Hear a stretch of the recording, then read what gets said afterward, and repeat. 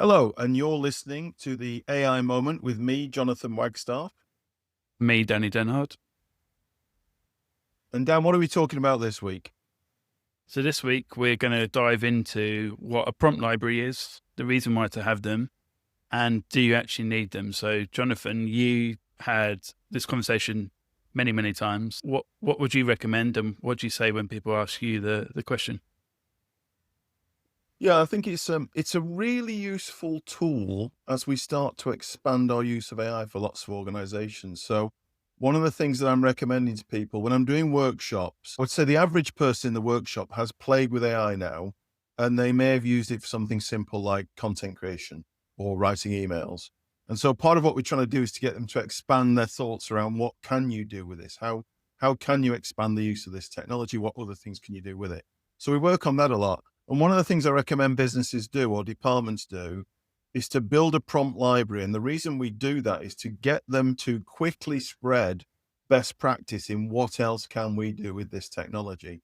And so for an organization that's starting to develop its use of I think it's a really, really useful tool to, when somebody's worked out how to do something, to put a version of that prompt into a library, which everyone can access and they can build on and they can change and all that kind of thing.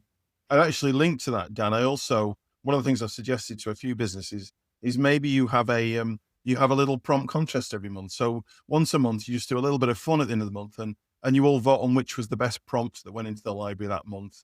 And it's a really good way of moving people from a starter position into starting to think a bit more broadly about AI and how they use it. What thoughts have you got? I 100% agree. If I was to start at the beginning for people to back up what you said, I would say it helps team members get a head start. Basically, it does set a good standard, as you were saying. It actually removes the blank page, or the blank page problem that a lot of people have. Is I'm not sure where to start. I don't know if it's the right thing to do, and often we all need some sort of template or guide to follow. It helps teammates then like you said, with a contest, it helps teammates compare or compete, right? So I can tell you all of the competitive colleagues I've ever had and how this would have set us up for complete success, because we were all gone and competed against each other. I think it Yeah. actually guides answers efficiently and effectively. So what that means is if you've got a series of very good prompts, you don't necessarily have to worry as much about the output and how truthful some of it is, especially if you run it on your own data. So they're the sort of top line.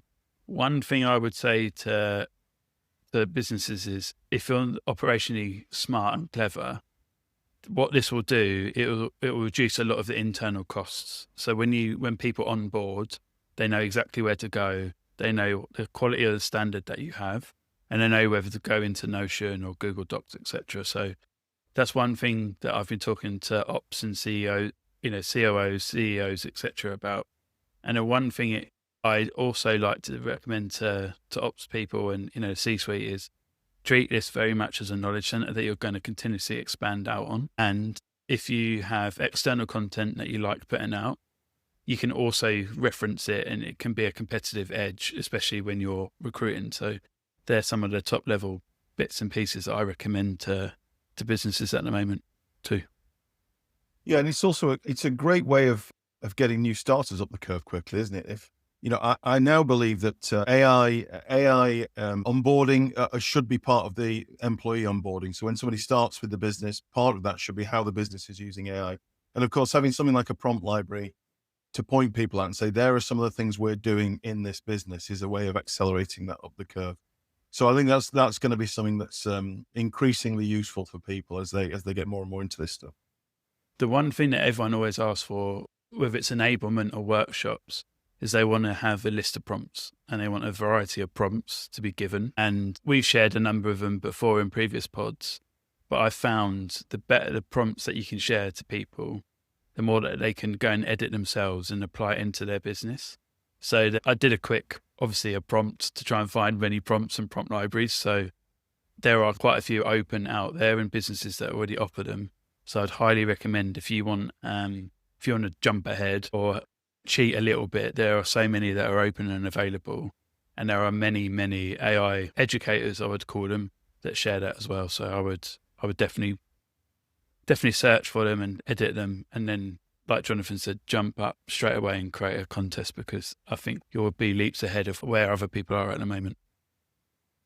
And there's two areas. I think there is, you can use prompt libraries because people in departments will start to develop prompts to do certain tasks. And so you can build on that. And then you can actually use prompts to help you understand how you can use prompts. In other words, you can have a prompt which says, look, this is my job. Here are the things I do. Why don't you suggest AI how you can help me do my job? And so there's, some of those things that go into a prompt library would help any new starter, anybody in a department, get better at using AI to do their job. Yeah, I've seen a couple of departments where they regularly work together, and they've created a pod of there's 3 different teams: product marketing and development and eng. And basically what they've done is they've created some cross-functional prompts. So it's speak to me like have I missed anything as a product manager? What specifications do I need to provide for my developers? And it helps them validate and verify. And then they can then create a different prompt that will prompt them in different ways. So all really nice use cases and things that you can use internally to train, to educate, and to really nail your prompt library. And something that a friend of mine was saying recently was, when you're developing out your prompt library, think of it as in how people sit in the office or sit traditionally. So it'll either be in department, it'll be in a team, it'll be like cross-functionally, and then what will someone miss if someone was away on holiday? Where would they need to go to find their prompts and make the handover even easier or smarter when someone's away? So they're all really good use cases, I think, that I would recommend too. So I think the summary is, we think they're a great idea, prompt libraries. It's a really great way to get people quickly up the curve and get people working together better. So we'd highly recommend them, and we would include in that bringing starters on and getting them used to the idea of the prompt library and working with AI quickly. And even, as we've talked about, maybe a competition. So who's writing the best prompts or developing the best prompts in any given month.